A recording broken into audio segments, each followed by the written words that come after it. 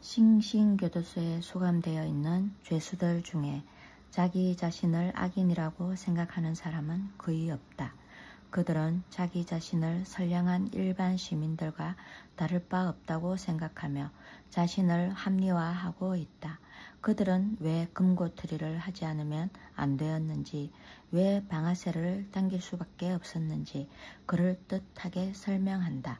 그들 대부분은 그럴듯한 구실을 마련하거나 억지 논리를 내세워 자신들의 반사회적 활동을 정당화하려고 시도하며 자기들이 억울하게 교도소에 수감되어 있다고 단호하게 주장하고 있다.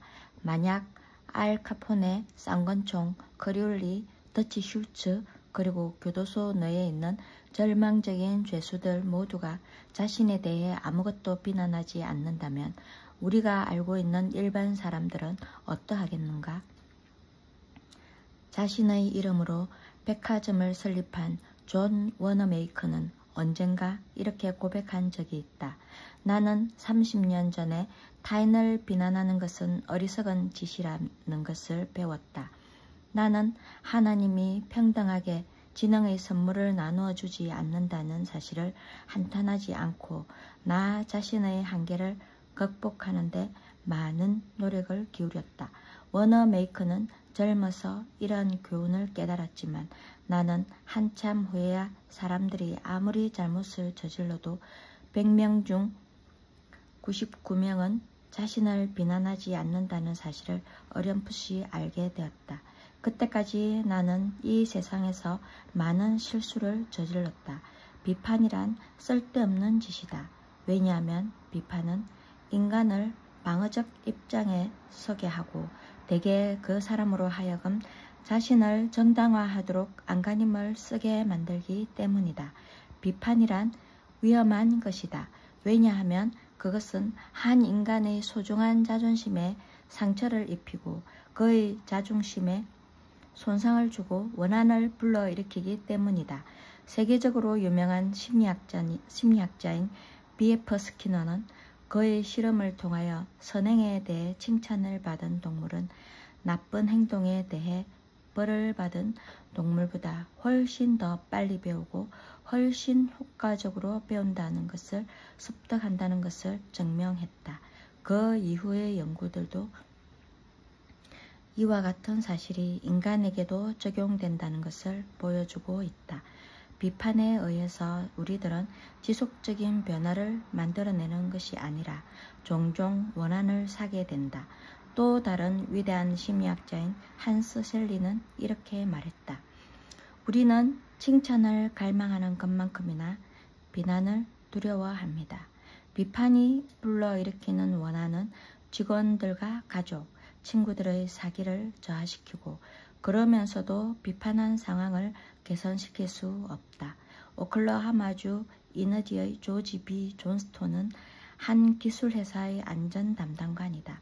그의 임무 중의 하나는 종업원들이 현장에서 일을 할 때 헬멧의 착용 여부를 감독하는 일이었다.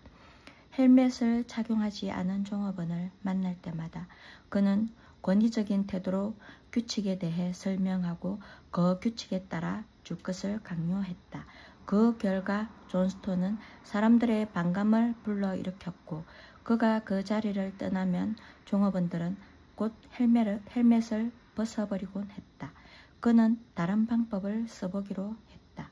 다음번에 헬멧을 쓰지 않은 종업원을 발견했을 때 그는 헬멧이 불편하지도 않은지 또는 머리에 맞지 않은 것은 아닌지 물어보았다.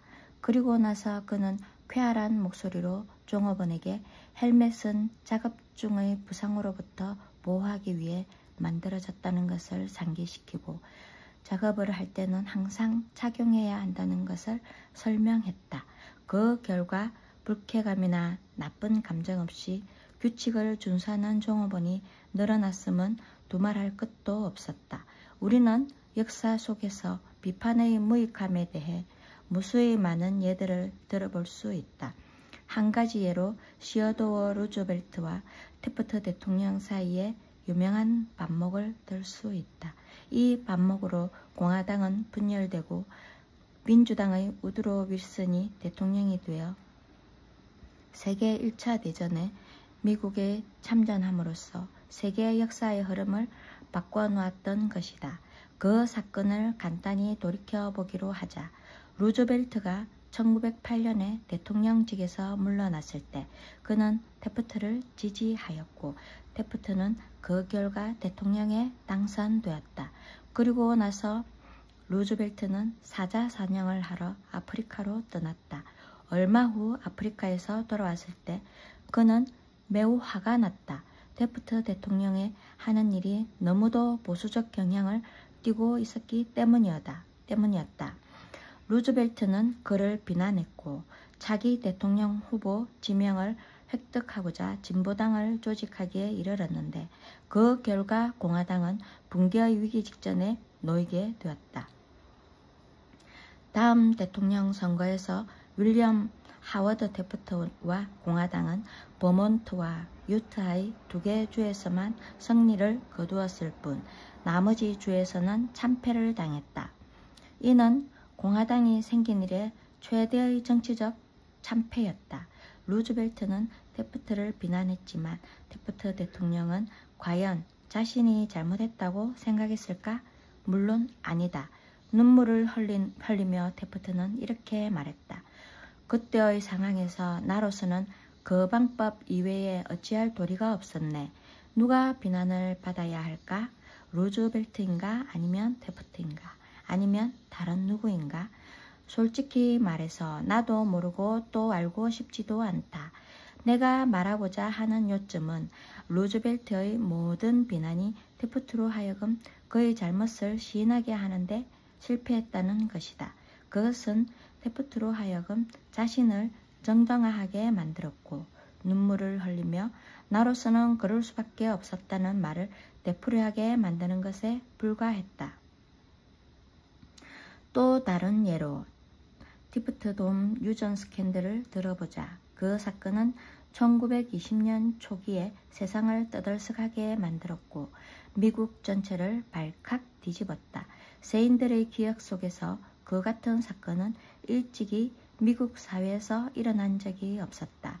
여기에 그 스캔들의 자세한 전말을 적어보겠다.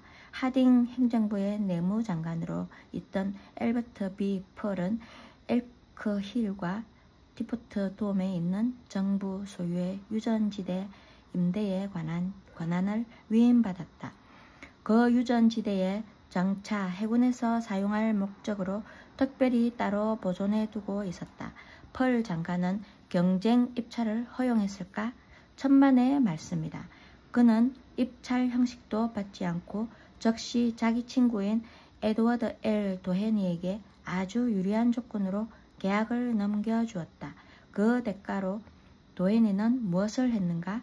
그는 펄 장관에게 대여금이란 명목으로 10만 달러를 주었다. 그러자 펄 장관은 고압적인 자세로 엘크 힐 유전지대 근처에서 석유를 채굴하고 있는 군소업자를 몰아내기 위해 해병대에 출동 명령을 내렸다. 결국은 총검의 위협에 의해 그 지역에서 쫓겨난 군소 석유업자들이 사건을 법정으로 들고 갔고 티프트돔 스캔들은 세상에 폭로되었다. 이 사건은 비리의 규모가 너무 커서 끝내는 하딩 행정부를 망쳐놓았고 전 국민을 붕괴시켰을 뿐만 아니라 공화당의 존립을 위협했고 급기야 엘버트 B. 펄은 투옥되고 말았다. 펄은 공직에 있는 관리로서는 전례가 없을 만큼 중한 제목에 처해졌다. 그가 죄를 뉘우쳤을까? 천만의 말씀이다. 몇 년 뒤에 허버트 후보 대통령은 한 연설에서 하딩 대통령의 죽음은 친구에게 배신당한 정신적 고뇌 때문이었다고 말한 바 있다. 펄 부인이 그 이야기를 들었을 때 그녀는 의자에서 갑자기 일어나 눈물을 흘리며 주먹을 휘두르면서 악을 썼다. 뭐라고? 하딩이 펄에게 배신을 당했다고? 천만에! 내 남편은 누구도 배신하지 않았어요. 이 집안에 황금을 가득 쌓아 놓아도 내 남편에게 나쁜 짓을 시킬 수는 없을 거예요. 남편은 오히려 그들에게 배신을 당한 사람입니다. 인간이란 그런 것이다. 실제로 인간의 성격이란 아무리 나쁜 짓을 하더라도 자기 자신은 제외하고 모든 다른 사람들을 비난하는 경향이 있다. 우리들 모두도 마찬가지다. 따라서 당신이나 내가 누군가를 비난할 마음이 생겼을 때는 알 카포네나 쌍권총 크리올리나 엘버트 펄을 생각해보자. 비난이란 집 비둘기와 같다는 것을 명심하자. 집 비둘기는 언제나 자기 집으로 돌아오는 법이다. 우리가 바로잡아 주려고 하거나 비난하려고 하는 사람은 아마도 그들 자신을 정당화하고 오히려 우리를 비난하려 할 것이라는 사실을 깨닫도록 하자. 그렇지 않으면 상대방은 테프트처럼 이렇게 말하기가 쉽다. 그때 나로서는 그렇게 할 수밖에 없었네. 1865년 4월 15일 아침, 에이브러햄 링컨은 존 윌크스 부스로부터 저격당한 포드 극장 바로 길 건너편에 있는 싸구려 하숙집의 한 침실에서 죽음을 기다리고 있었다. 링컨의 길다란 목은 침대가 짧아서 대각선으로 뉘어져 있었다. 로자 본 호이어의 유명한 그림, 말시장의 싸구려 복사판이 침대 위에 걸려 있었고 어둠침침한 가스등의 불은 누렇게 흔들리고 있었다. 이 마음 아픈 광경을 지켜보고 있던 스탠턴 국방부 장관은 이렇게 말했다. 여기에 세상에서 가장 완벽하게 사람들을 이끈 지도자가 누워있다. 사람을 움직이는 데 있어서 링컨이 거둔 성공의 비결은 무엇인가? 나는 10년 동안 에이브러햄 링컨의 생애를 연구했으며 세상에 알려져 있지 않은 링컨이라는 제목의 책을 3년여에 걸쳐 썼다. 나는 링컨의 인간성과 가정생활에 대해 어느 누구 못지않게 자세하고 철저하게 연구했다고 믿고 있다. 특히 링컨의 사람 다루는 방법에 대해서는 정성 들여 연구했다. 링컨도 남을 비판하기를 좋아했을까? 그렇다. 인디애나주의 피존 크리크 밸리에서 지냈던 젊은 시절에 링컨은 남을 비평하기를 좋아했을 뿐만 아니라 사람들을 조롱하는 편지나 시를 써서 사람들 눈에 잘 보이는 길거리에 뿌리고 다녔다. 그러한 편지들 가운데 하나 때문에 한 사람은 평생을 두고 그에 대한 정오를 가지게 되었다. 링컨은 일리노이주의 스프링필드에서 변호사로 활동한 이후에도 그의 반대파 인사들에 대한 비판을 신문지상에 기고하곤 했는데 그것이 지나쳐 한 번은 큰 말썽이 생겼다. 1842년 가을, 링컨은 허영심이 많고 싸우기를 좋아하는 제임스 실즈라는 정치가를 비방의 대상으로 삼았고 스프링필드 저널지에 익명의 편지를 보낼 그를 인신공격했다. 이 글이 신문에 게재되자 사람들이 온통 실즈를 비웃었다. 예민하고 자존심이 강한 제임스 실즈는 화가 머리끝까지 났다. 그는 투수한 자가 링컨으로 밝혀지자마자 말을 타고 그에게 달려가 결투를 신청했다. 링컨은 결투하고 싶지 않았고 결투에 반대하고 있었으나 그것을 피할 수는 없었다. 그 자신의 명예가 걸려있는 문제였기 때문이었다. 링컨은 무기를 선택해야 했다. 링컨은 남보다 긴 팔을 갖고 있었기 때문에 기병대의 장검을 선택하고 웨스트포인트 졸업생에게 개인 교섭까지 받았다. 그리고 다음날 그와 실즈가 미시시피강의 강변 모래사장에서 만나 목숨을 건 결투를 막 시작하려는 순간 입회인들의 중재에 나서 결투는 중지되었다. 그것은 링컨의 생애에 있어 개인적으로 가장 몸서리 쳐지는 끔찍한 사건이었다. 그 사건으로 그는 사람을 다루는 방법에 있어 귀중한 교훈을 배우게 되었다. 그 뒤로 링컨은 두 번 다시 남을 모욕하는 편지를 쓰지 않았고 남을 비웃지도 않았다.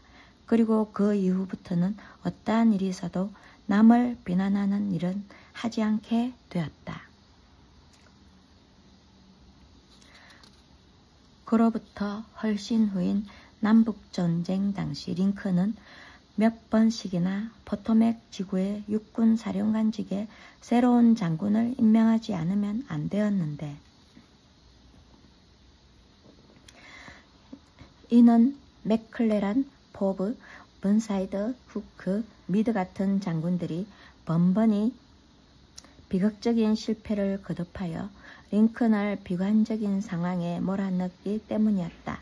대부분의 국민들은 무능한 장군들을 통렬하게 비난했다.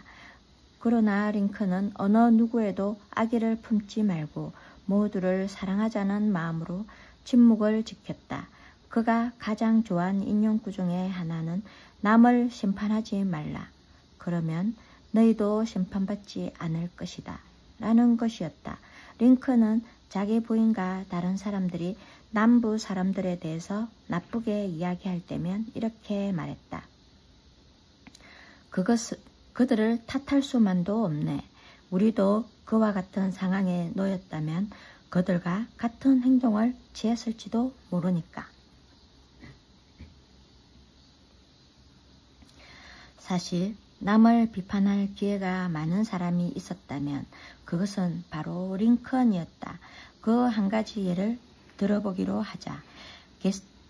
게티스버거 전투는 1863년 7월 1일부터 3일간에 걸쳐 벌어졌다.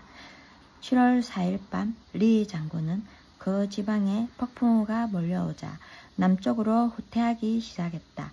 리 장군이 패배한 군대와 함께 포토맥에 도착했을 때 리 장군 앞에는 걸어서는 도저히 건널 수 없는 강물이 범람해 있었고 리 장군의 바로 뒤에는 성성장군 북군이 바짝 추격해 오고 있었다. 그는 궁지에 몰려 탈출한 곳이 없었다. 링컨은 이것을 리 장군의 군대를 생포해 적각 남북 전쟁을 끝낼 수 있는 하늘이 내린 절호의 기회로 생각했다. 희망에 부푼 링컨은 미드 장군에게 작전 회의를 열지 말고 적각 리 장군을 공격하라고 명령했다. 링컨은 자신의 명령을 전문으로 보내고 곧바로 적극적인 공격을 요구하는 특사를 미드 장군에게 파견했다. 그런데 미드 장군은 어떻게 했는가? 그는 명령을 받은 대로 하지 않고 그것과는 정반대의 행동을 취했다. 즉 그는 링컨의 명령을 정면으로 위반하여 바로 작전 회의를 소집했다. 미드 장군은 망설이며 시간을 지연시켰으며 각종 구실을 내세워 전보를 보냈다. 그는 리 장군을 공격하는 것을 정면으로 거부했다. 결국 강물은 줄어들었고 리 장군은 병력과 함께 포토맥 강을 건너 무사히 되어갈 수 있었다. 링컨은 격려하여 되간절 이게 어찌된 일이냐 하고 아들 로버트에게 소리쳤다. 빌어먹을 이게 도대체 어찌된 일이지? 저건 도간에 든 쥐였는데 손가락만 뻗쳐 움켜잡았으면 만사는 끝날 수 있었어. 그런 상황에서는 어떤 장군이라도 리의 군대를 격파시킬 수 있었겠다. 내가 그곳에 있었다면 나라도 그를 생포할 수 있었을 게다. 그런데도 내가 한 말이나 행동 어느 것도 군대를 움직이게 할 수 없었어. 매우 낙담한 심정으로 링컨은 책상 앞에 앉아 미드에게 다음과 같은 편지를 썼다. 이때의 링컨의 말씨는 매우 조심성이 있었다는 것을 참고로 말해둔다. 그러나 1863년에 쓰여진 이 편지는 어지간히 화가 나서 쓴 것임에 틀림없다. 친애하는 장군께 나는 리 장군의 탈출이 가져온 불행한 사태의 중요성을 기아가 바르게 인식하고 있다고는 생각하고 있지 않습니다. 리 장군은 우군의 수중에 들어와 있었으며 그를 추격만 했더라면 우리의 최근 성전들과 관련시켜 볼 때 전쟁은 종결됐을 것이 틀림없습니다. 그럼에도 이 좋은 기회를 놓친 현재에는 전쟁 종결의 전망은 전혀 보이지 않게 되었습니다. 기아로서는 지난 월요일 적장 리 장군을 공격하는 것이 가장 현명했던 것입니다. 그것을 하지 못했으므로 그가 강을 건너 도망간 지금 그를 공격한다는 것은 절대로 불가능할 것입니다. 지금은 그날 병력의 3분의 2밖에 쓸 수 없기 때문입니다. 앞으로 기아의 활약을 기대한다는 것은 무리한 것으로 여겨지며 나 또한 그것을 기대하지 않습니다. 기아는 천재 이루의 좋은 기회를 놓치고 만 것입니다. 그 때문에 나는 더할 수 없는 실망을 느끼고 있습니다. 미드 장군이 그 편지를 읽고 어떻게 했으리라고 생각하는가? 실은 미드 장군은 그 편지를 받지 못했다. 링컨은 그 편지를 보내지 않았기 때문이다. 그 편지는 링컨이 죽은 뒤 그의 서류함 속에서 발견되었다. 이것은 나의 추측에 불과하지만 아마 링컨은 이 편지를 다 쓰고 나서 창밖을 내다보며 이렇게 중얼거렸을 것이다. 잠시 참자. 너무 서두르지 않는 편이 나을 것 같다. 조용한 이곳 백악관의 방에 앉아 미드 장군에게 공격을 하라고 명령을 내리는 것은 참으로 쉬운 일이지. 그러나 게티스버그에 실제로 가서 미드 장군이 지난주에 본 것과 같은 유해를 직접 보고 부상자와 죽어가는 병사들의 비명과 신음소리를 기따갑게 들었다면 나도 선뜻 공격할 마음이 생기지 않았을지도 모르지. 만일 내가 미드 장군과 같은 소심한 성격의 소유자라면 아마 나도 그와 같은 행동을 취했을지도 모른다. 어쨌든 이제 그 일은 지나간 일이야. 내가 이 편지를 보낸다면 물론 내 마음은 어느 정도 누그러지겠지만 이 편지는 미드 장군으로 하여금 자신을 정당화하려고 노력하게 만들 것이고 도리어 나를 비난하게 될 거야. 그리고 이 편지는 서운한 감정을 불러일으킬 것이고 사령관으로서 그의 직무 수행을 방해하며 끝내는 군을 떠나지 않으면 안 되게 될지도 몰라. 그리하여 이미 앞에서 말한 것과 같이 링컨은 편지를 보내지 않았던 것이다. 왜냐하면 링컨은 쓰라린 경험을 통해서 신랄한 비난과 힐책은 결국 대개의 경우 아무 소용이 없음을 깨달았기 때문이다. 시어도어 루즈벨트는 재임 중 어려운 난간에 부딪히면 언제나 그 실벽에 걸려있는 링컨의 커다란 초상화를 쳐다보며 다음과 같이 자신에게 물어보곤 했다고 한다. 링컨 같으면 이런 경우에 어떻게 했을까? 그는 이런 문제를 어떻게 해결했을까? 만일 누군가에게 충고하고 싶어지면 링컨을 생각해보라. 만일 링컨이 이런 문제에 부딪혔다면 어떻게 해결했을까? 마크 트웨이는 종종 우라통을 터뜨렸고 그때마다 욕설로 가득 찬 편지를 썼다. 한 예로 그는 언젠가 자신을 화나게 만든 사람에게 다음과 같은 편지를 썼다. 당신 같은 사람에게 필요한 것은 매장 허가증이요. 말만 하면 내가 그것을 얻도록 주선해 주겠소.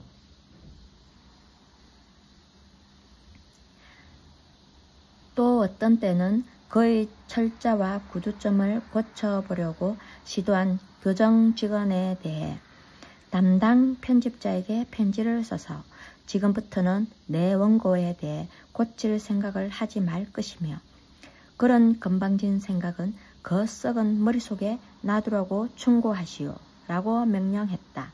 이러한 신랄한 편지를 쓰는 것은 마크 트웨인을 기분 좋게 만들었다. 그 편지들은 그의 우라를 풀어주었지만 아무에게도 해를 입히지 않았다. 왜냐하면 그의 아내가 남편 몰래 편지를 빼놓았기 때문이다. 그 편지들은 보내지지 않았다. 당신은 남의 결점을 바로잡아주고 개선시켜주고 싶은 생각을 갖고 있지 않은가? 그것은 참으로 좋은 일이다. 나도 그런 마음에 동의를 한다. 그러나 왜 자기 자신에게는 그렇게 하지 않은가? 순수한 자기 본의적인 관점에서 본다면 섣불리 남을 개선하기보다 자기 자신을 개선하는 것이 이득이 많고 훨씬 더 위험이 적다.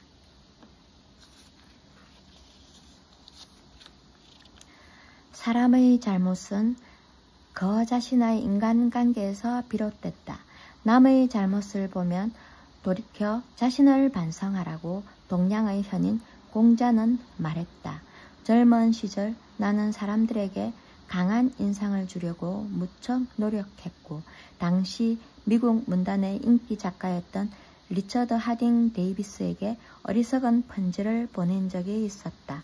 그때 나는 작가들에 관해 잡지 기사를 준비하던 중이었는데 데이비스에게 그의 창작 방법을 이야기해 달라고 편지를 썼던 것이다.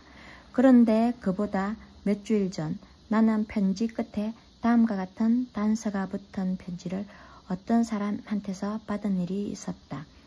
구술은 했으나 읽어보지는 않았음. 나는 그 말에 깊은 감명을 받았다. 나는 그 글을 쓴 사람이 대단한 거물이며 몹시 바쁘고 중요한 사람일 것이라고 생각했다.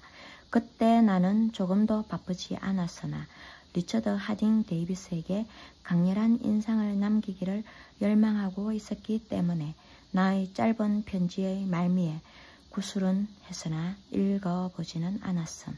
이라고 단서를 붙였다. 데이비스는 그 편지에 답장을 보내는 수고는 결코 하지 않았다. 다만 편지 하단 여백에 몇 자 적어 편지를 내게 되돌려 보냈다. 무례한 짓은 적당히 하게.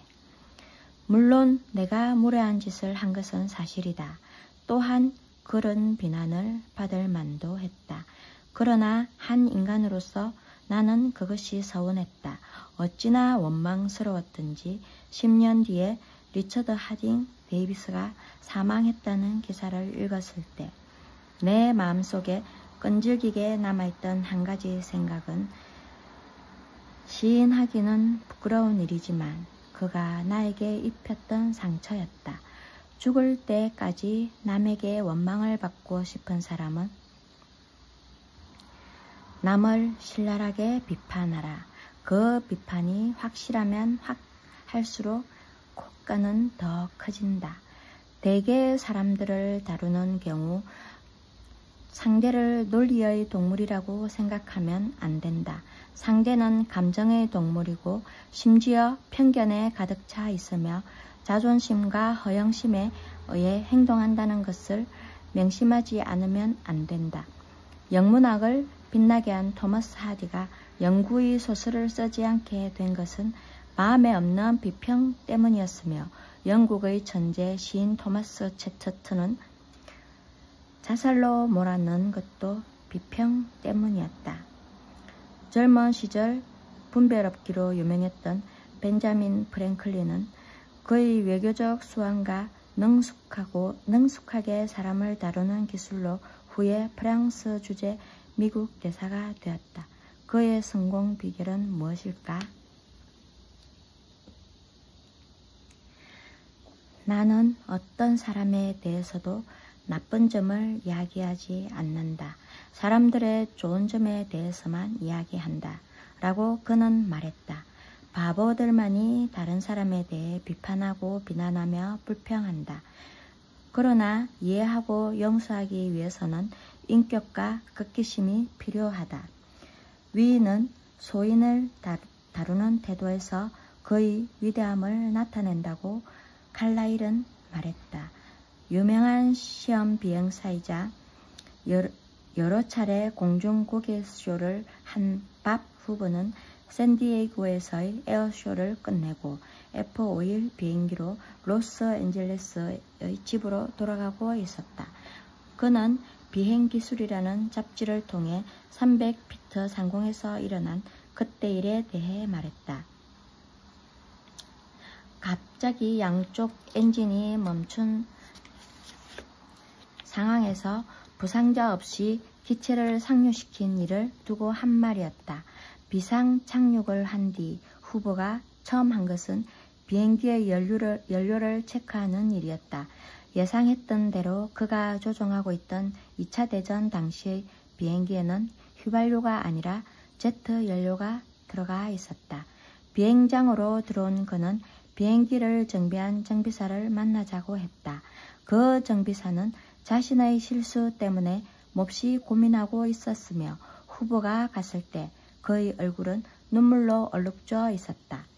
그는 자신의 실수로 엄청나게 비싼 비행기와 하마터면 세 사람의 목숨을 잃게 할 뻔한 것이다.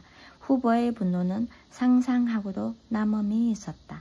모두들 정비사의 실수에 대해 후보가 심한 질책을 할 것이라고 예상하고 있었다.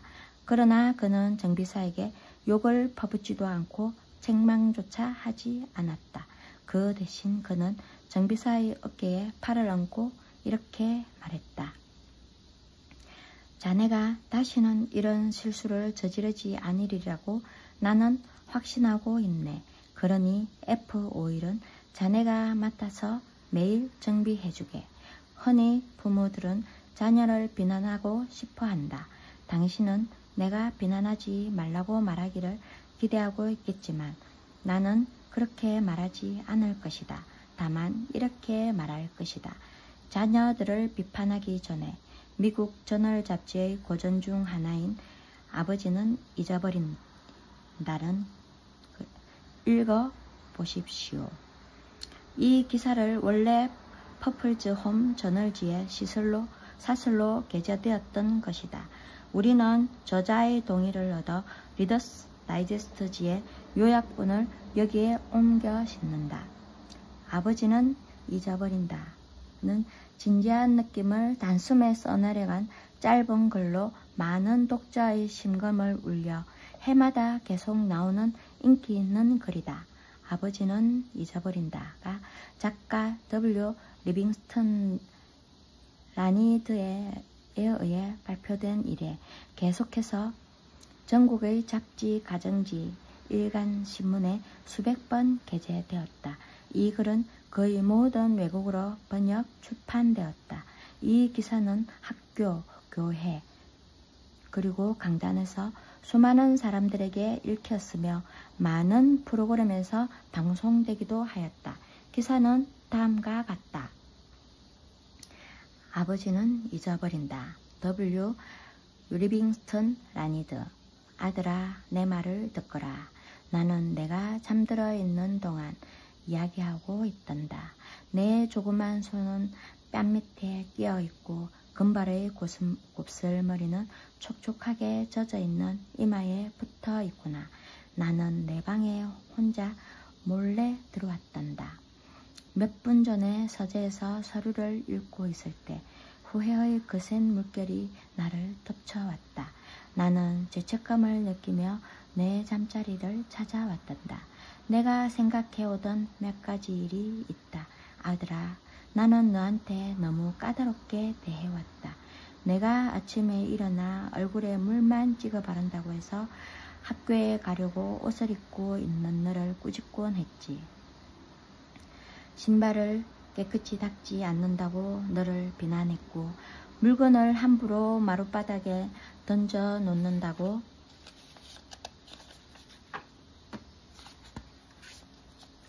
화를 내기도 했지.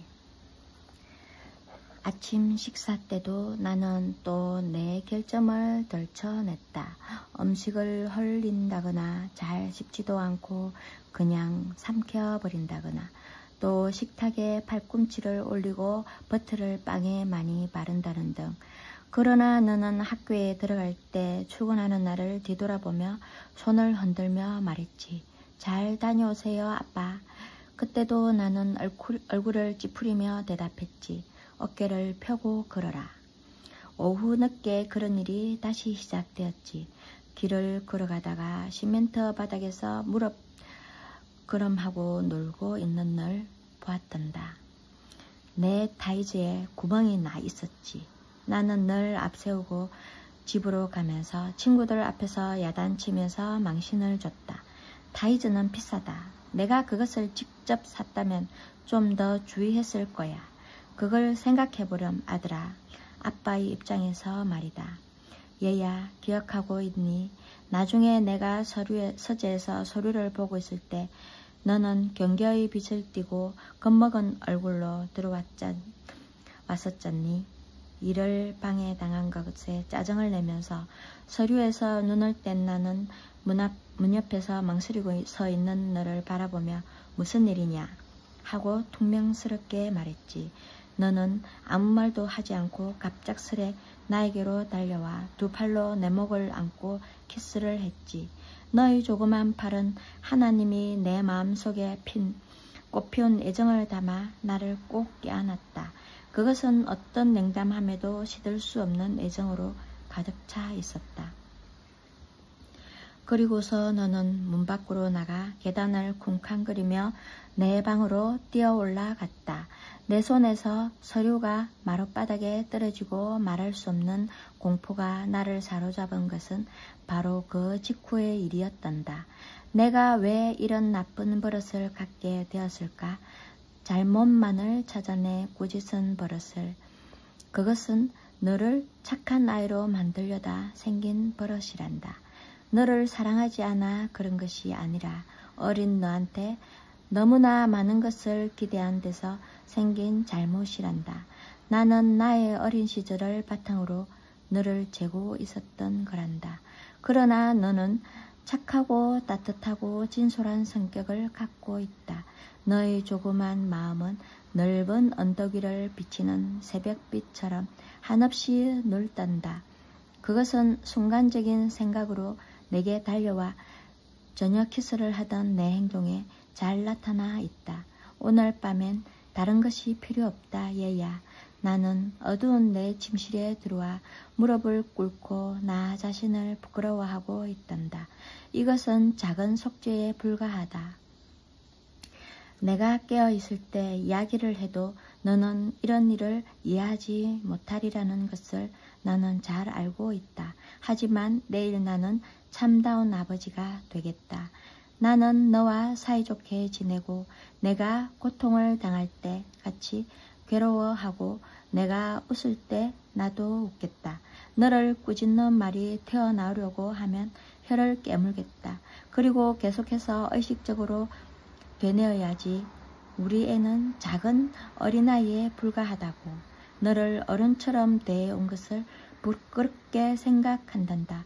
지금 내가 침대에 쭈그리고 자는 것을 보니 아직 너는 간단해 지나지 않다는 것을 알겠구나. 어제까지 너는 어머니의 어깨에 머리를 기대고 품에 안겨 있었지. 내가 너무나 많은 것을 나한테 요구해 왔구나. 너무나도 많은 것을. 사람들을 비난하기보다 그들을 이해하려고 노력하자. 그들이 왜 그런 행동을 했는지 구체적으로 파악해보자. 그렇게 하는 곳이 훨씬 유익하고 흥미롭다.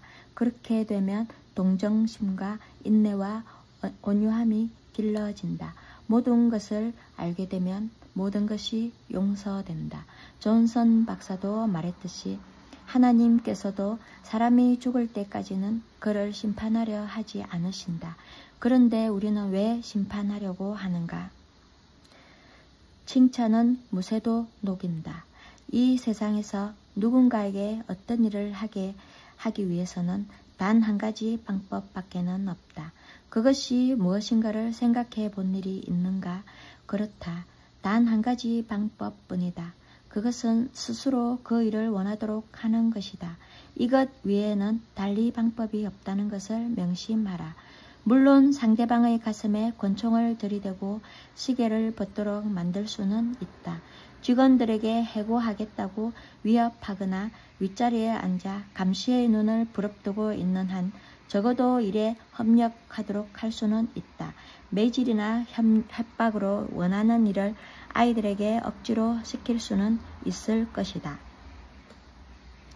그러나 이러한 강제적인 방법은 바람직하지 못한 날카로운 반발만을 가져오게 된다. 사람을 움직이게 하려면 상대가 바라고 원하는 것을 주는 것이 유일한 방법이다. 그렇다면 당신이 바라고 원하는 것은 무엇인가? 지그문트 프로이드에 의하면 당신이나 내가 하는 모든 일은 두 가지 동기에서 나온다고 했다. 즉 성적인 욕구와 위대해지고 싶은 욕구이다. 미국의 가장 위대한 철학자 중 한 사람인 존 듀이는 이것을 약간 다르게 표현했다. 듀이 박사는 인간성의 내부에 존재하는 가장 강렬한 갈망은 중요한 사람이 되려는 욕망이라고 말했다. 중요한 사람이 되려는 욕망이라는 문구를 명심해 두도록 하라. 이것은 정말 의미심장한 말이다. 이 책에서 그것에 대해 깊이 있게 생각해 보고자 한다. 인간은 많은 것을 원하지 않는다. 그러나 부정할 수 없는 강렬한 욕구 때문에 추구하는 것이 몇 가지가 있다. 대부분의 사람들이 원하는 몇 가지 욕구를 들어보기로 하자.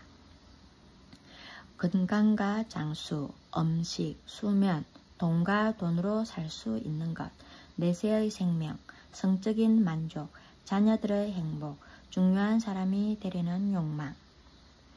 이상의 모든 욕구는 대개 충족될 수 있으나 예외가 한 가지 있다. 그것은 음식이나 수면에 대한 욕구만큼 심각하고 절실한 것으로 좀처럼 만족될 수 없는 욕구다. 그것은 프로이드가 말한 위대해지고 싶은 욕망이며 듀이 박사가 중요한 사람이 되려는 욕망이라고 부르는 것이다. 언젠가 링컨은 편지 첫머리에 모든 사람은 칭찬 듣기를 좋아한다고 쓴 적이 있다. 윌리엄 제임스는 인간성에 있어서 가장 심오한 원칙은 다른 사람으로부터 인정받고자 하는 갈망이다 라고 말한 바 있다. 여기서 그가 인정을 받으려고 하는 소망이라든가 욕망 또는 동경이라는 말을 쓰지 않고 사람의 인정을 받으려는 갈망이라 말한 것을 주의하기 바란다. 이것이야말로 인간의 마음을 뒤흔들어 놓는 타는 듯한 갈증이다. 이러한 타인의 갈증을 제대로 충족시켜 줄 수 있는 사람은 극히 드물지만 그 사람이야말로 다른 사람을 마음대로 움직일 수 있으며 장의사조차도 그가 죽었을 때 마음으로부터 슬퍼할 것이다. 자신이 중요하다는 느낌에 대한 욕구는 인간과 동물을 구별하는 가장 큰 차이 중에 하나다. 어렸을 때 나는 미주리주의 농가에서 자랐는데 아버지는 두력 저지 중에 우량종 돼지와 흰머리를 가진 순혈통 소를 기르고 있었다. 우리는 돼지와 흰머리 소를 중서부 지방 각지의 품평회와 가축쇼에 참가시켜 여러 번 1등상을 탔다. 아버지는 그때 받은 1등상을 하얀 모솔린 천 위에 파란 리본으로 잔뜩 눌러놓고는 친구들이나 손님이 찾아오면 꺼내 보였다. 아버지가 1등상을 자랑하는 동안 나는 아버지를 도와 천의 한쪽 끝을 잡고 있었다. 돼지들은 자기들이 탄 상에 관해서는 전혀 관심이 없었으나 아버지는 그렇지 않았다. 이 상들은 아버지에게 자기 중요감을 심어주었던 것이다. 만약 우리 선조들이 자기 중요감에 대한 불타는 듯한 욕구를 갖고 있지 않았다면 문명이란 존재하지 않았을 것이다. 그러한 욕구가 없었다면 우리들은 하등 동물과 다를 바가 없었을 것이다. 교육을 받지 못하고 가난에 찌든 듯한 야채 가게의 점원을 법률 공무에 빠져들도록 만든 것도 그러한 자기 중요감에 대한 욕구였다. 당신은 아마 이 야채 가게 전문의 이야기를 들었을 것이다. 그의 이름은 링컨이었다. 영국의 소설가 찰스 디킨스로 하여금 불멸의 소설을 쓰도록 만든 것도 19세기 영국의 명 건축가 크리스토퍼 렌 경에게 위대한 건축물을 설계하도록 영감을 준 것도 록펠러로 하여금 평생 동안 써도 다 쓰지 못할 만큼의 위대한 부를 축적하도록 한 것도 모두가 자신의 중요감에 대한 욕구이다. 이와 같은 욕구는 도해지의 부자들이 필요 이상으로 커다란 저택을 짓게 만들었다. 또한 사람들로 하여금 최신 유행 옷을 입고 최신형 자동차를 타고 똑똑한 자녀에 대해 자랑하도록 만들고 있는 것이다. 많은 소년 소녀들이 갱단에 가입하여 범죄 활동을 하도록 유혹하는 것도 따지고 보면 이러한 욕구 때문이다. 뉴욕시경 국장을 지낸 E.F. 멀로니에 의하면 보통 젊은 범죄자들은 마치 자아의 덩어리로 꽉 차 있어서 체포된 다음 그들이 처음으로 요구하는 것은 자신을 영웅 취급하여 써놓은 신문을 보여달라는 것이라 한다. 그들은 스포츠계의 영웅이나 텔레비전 배우나 정치가들의 사진과 함께 실려있는 자신의 사진을 보고 흡족해하며 교도소 안에서 복역해야 할 끔찍한 형기 따위는 먼 세상의 일처럼 생각하는 것이다. 당신이 어떻게 자신의 중요감을 충족시키는지 나에게 말해준다면 나는 당신이 어떤 사람인가를 말해줄 수 있다. 그것이 당신의 성격을 결정하는 것으로 당신에게 가장 중요한 일인 것이다. 존 디 록펠러는 중국 북경의 최신식 병원을 건립하여 그가 생전에 보지도 못하고 또 앞으로도 볼 일이 없는 수백만 명의 사람들을 치료하는데 돈을 기부함으로써 자신의 중요감을 획득했다. 한편 딜린즈라는 사나이는 도둑, 은행 강도, 살인자가 됨으로써 자신의 중요감을 손에 넣었다. FBI 수사관들이 그를 추격하고 있을 때 그는 미네소타주의 한 농가로 뛰어들어가 이렇게 소리쳤다. 나는 딜린저다. 그는 자신이 민중의 적 1호라는 사실에 긍지를 느끼고 있었던 것이다. 당신들을 해치지는 않겠다. 하지만 나는 딜린저다. 라고 그는 자랑스럽게 말했다. 그렇다. 딜린저와 록펠러를 구분짓는 중요한 차이점은 그들이 자신의 중요감을 충족하기 위해 택한 방법이다. 유명인들이 자신의 중요감을 충족시키기 위해서 애쓴 흥미있는 예는 역사 속에 많이 남아있다. 조지 워싱턴도 미 합중국 대통령 각하 라고 불리기 원했으며 콜럼버스는 해군 제독 및 인도 총독이라는 칭호에 탐을 냈다. 러시아의 캐드린 여왕도 여왕폐하라는 칭호를 쓰지 않는 편지는 뜯어보기를 거절했다. 백악관 시절의 링컨 부인은 그랜터 장군의 부인을 사납게 노려보며 예, 내가 앉으라는 말도 하기 전에 감히 내 앞에서 의자에 앉다니 괘씸하군 하고 매섭게 소리쳤다. 미국의 백만장자들은 1928년 버드 제목이 이끄는 남극 탐험대의 빙산에 자신의 이름을 붙여준다는 조건하에 자금을 지원했다. 또한 빅토르 위고는 파리시의 이름을 자신의 이름으로 바꾸려는 엄청난 야심이 있었다. 위대한 셰익스피어도 가족을 위한 문장을 획득함으로써 자신의 이름에 영광을 더하려고 노력했다. 타인의 동정과 주의를 끌어 자신의 중요감을 채우기 위해 병을 앓는 사람도 들어있다.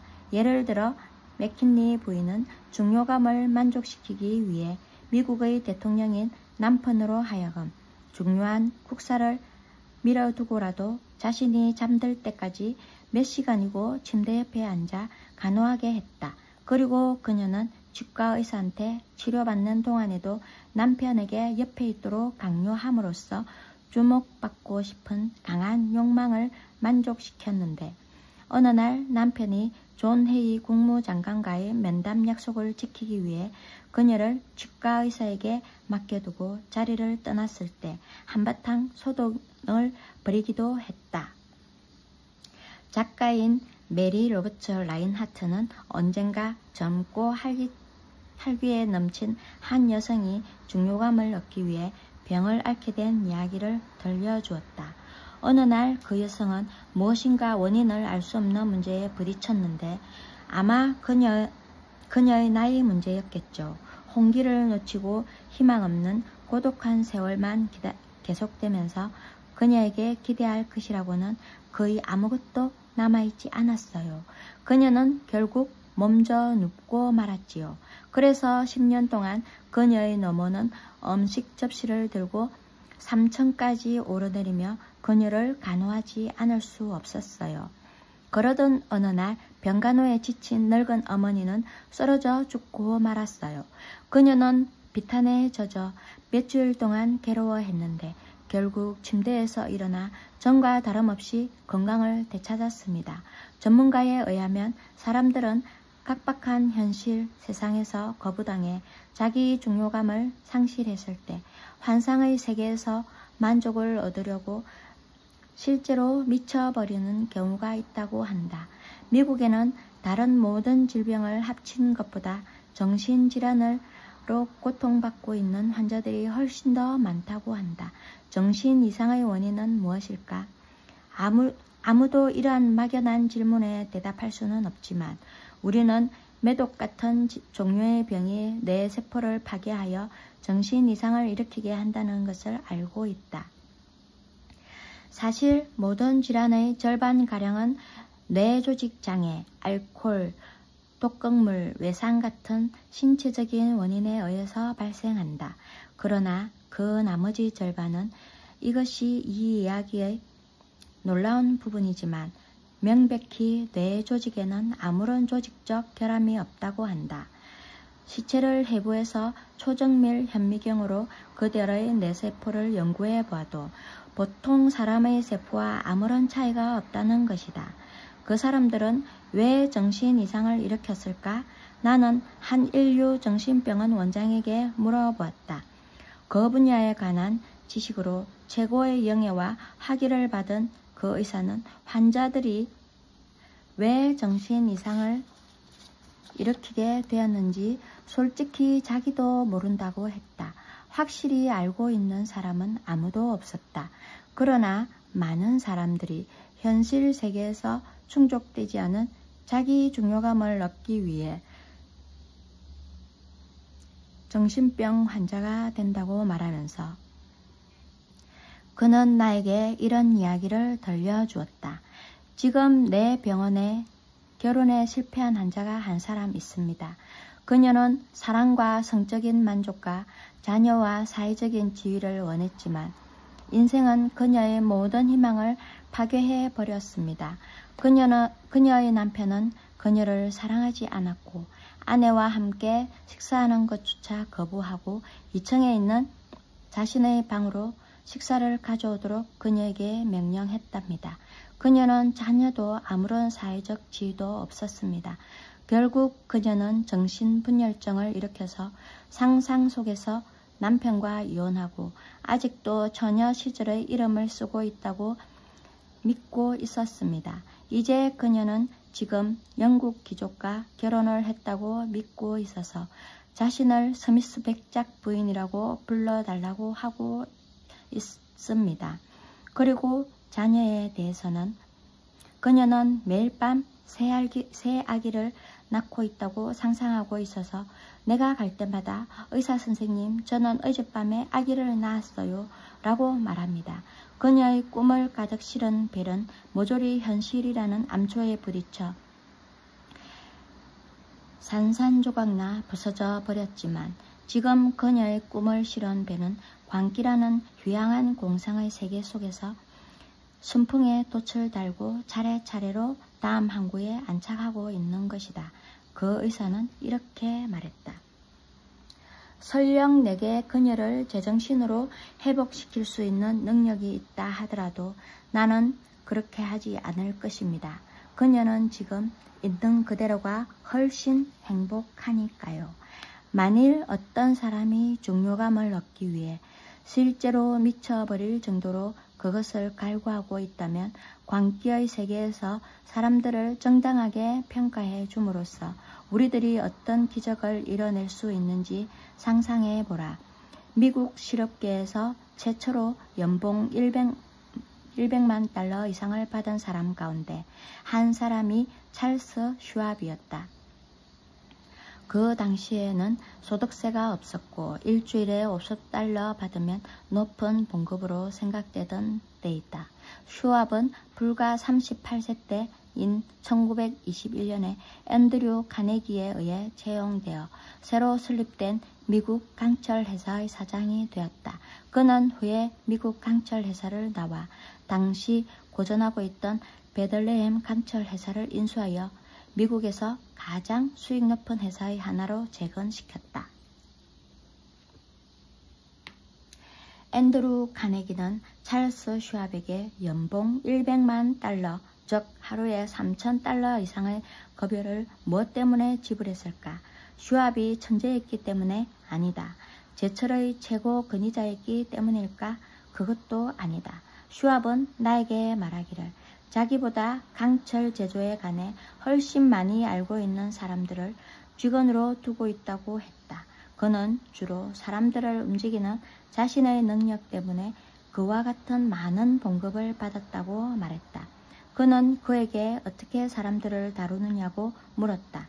여기에 그가 말한 비결이 있다. 이 말이야말로 동판에 새겨 미국의 모든 가정과 학교, 점포와 사무실에 걸어놓아야 할 것이며 학생들이 라틴어의 동사 변화나 브라질의 연간 평균 강우량을 기억하는데 시간을 낭비하는 대신 이 말을 기억해야 할 것이다. 이 말을 우리들이 제대로 활용하기만 한다면 우리 인생을 크게 바꿔놓을 수 있을 것이다. 내게는 사람들로부터 열정을 불러일으키는 능력이 있는 것 같습니다. 하고 그는 말했다.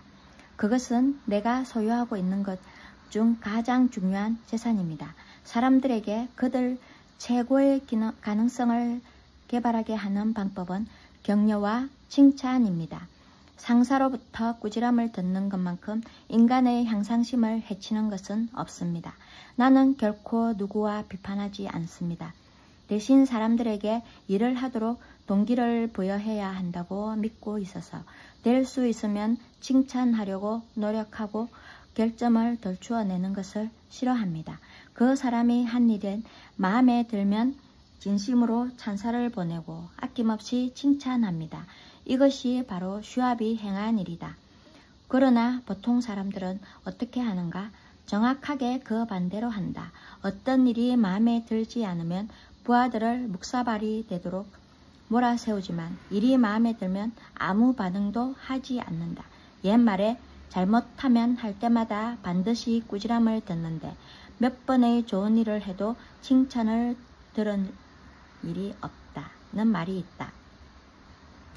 사업관계로 나는 세계 각국의 많은 훌륭한 사람들과 만났는데 아무리 훌륭하고 아무리 지위가 높은 사람일지라도 잔소리를 들으며 일하는 것보다 칭찬을 들으면서 일할 때 더 일을 잘할 수 있고 보다 많은 노력을 기울인다는 것을 발견했습니다. 하고 슈왑은 말했다.